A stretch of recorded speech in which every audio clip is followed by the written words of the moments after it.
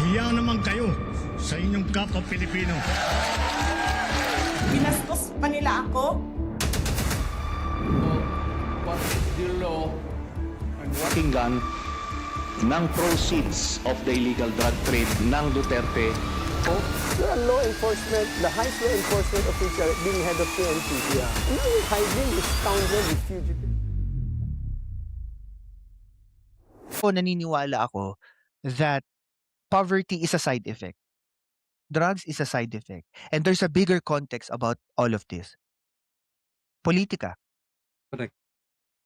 Kasi kung wala namang dynasty sa politika, lahat pwedeng tumakbo, lahat may opportunity tumakbo.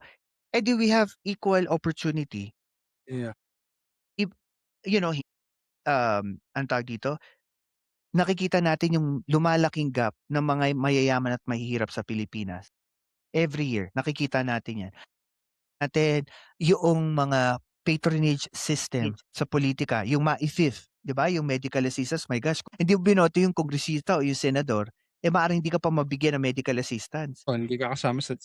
Kasi naniniwala ko, kapag nagsimula ang gobyerno makialam sa buhay-buhay natin, naniniwala ko, majority will fail. Why? Hindi kasi magaling ang gobyerno in its own system to actually manage. 'Di ba? Kasi sila may personal silang interes eh. Yun yung tingin ko diyan. Kaya ako naniniwala ako that this was only consorted, created by the lack of, sabihin na natin, lack of interest to seek the truth nung panahon ni Duterte. Pero we're always seeking for more doon sa ginagawa ni Duterte, sinasabi niya in social media. Yan yung parang napapansin ko. And also, siguro gusto ko iwan ko na rin to sa ating mga nakikinig.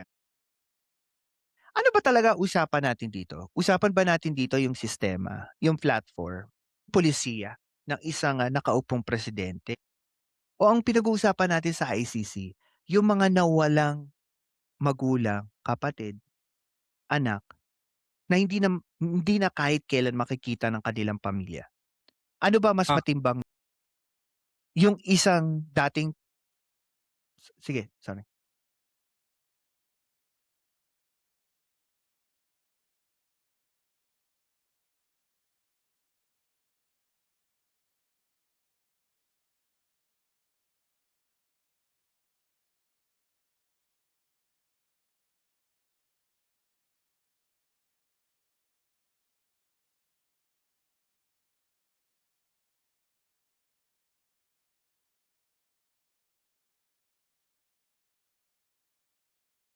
Parang dahilan kung bakit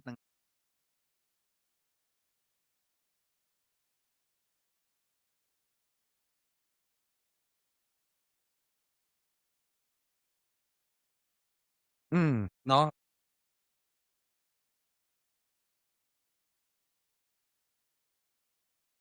correct.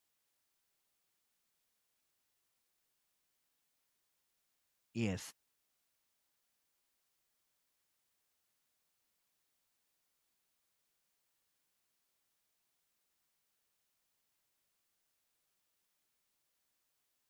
Mhm. And I think na pinakaimportante kasi natin lagi pag-usapan, we were talking about this ICC issue, iban sa pamilya ng mga EJK victims, is also accountability. Yan. Kasi gusto nating mabigyan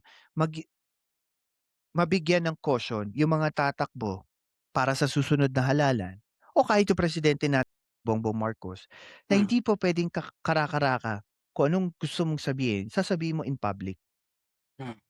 Kasi dito magkakaroon tayo ng, 'di ba yung mga kaso in social media space, yung inciting to sedition or yung mga nakakasuhang cyber libel, 'di ba yung mga ganung kaso? Kasi you're not expressing your opinion or your freedom of expression. You're actually expressing something to hurt someone, even if it's indirect or direct implication nung mga salitang sinasabi mo. Kasi hindi mo alam kung sinong deranged na utak diyan na nakikinig na maaaring gawin talaga yung sinasabi mo or i-take in a different way yung mga sinasabi mo. So, yeah. Totoo, totoo. And also ano din 'to, 'no, parang Hindi naman etiquette or decorum. I think I don't want to use it. I think it's just a discipline sa atin mga public Yun. official. May ethics naman tayo kahit papaano. Correct. Ilagay mo naman yung sarili mo sa high standard of living na hindi naman lahat ng Pilipino ganyan ugali, ganyan magsalita. Yes, Yun yung palingkera ka, matalim ang dila mo, pero may pagkakataon na kailangan kontrolin mo yung sinasabi mo. Kasi yun yung, I think yun yung parang nagiging issue natin na, yes, you have a freedom of expression, pero hindi lahat sinasabi mo kasi people will take it, in a different way. seriously, oh. Yeah, and I think we're Tulong lahat!